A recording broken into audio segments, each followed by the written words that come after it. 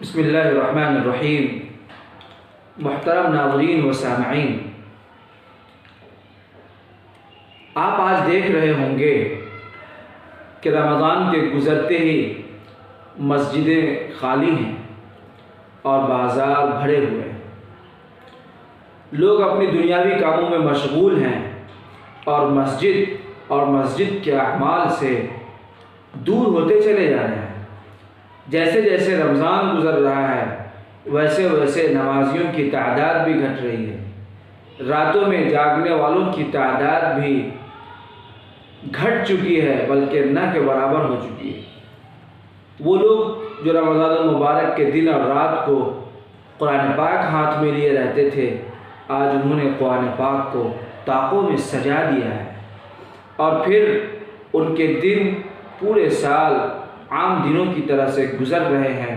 رمضان کا ان پر کوئی بہت زیادہ اثر نظر نہیں آ رہا ہے۔ ایک بات سمجھ لیجئے، رسول پاک صلی اللہ علیہ وسلم کے انتقال کے بعد بہت سے لوگوں کو یقین نہیں آ رہا تھا کہ شاید حضور کا انتقال ہوا یا نہیں۔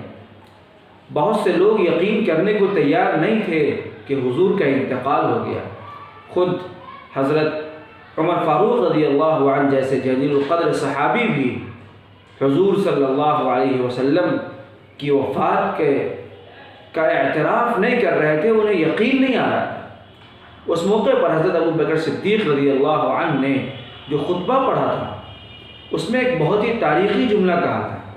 انہوں نے فرمایا تھا، من كان يعبد محمدا فإن محمدا قد مات ومن كان يعبد الله فإن الله حي لا يموت۔ سن لو، جو لوگ محمد الرسول اللہ صلی اللہ علیہ وسلم کی عبادت کرتے تھے تو وہ یہ جان لیں کہ محمد الرسول اللہ کا انتقال ہو چکا ہے، اور جو لوگ اللہ کے لیے عبادت کرتے تھے، اللہ کی عبادت کرتے تھے، تو وہ زندہ ہے، اسے موت نہیں آتی۔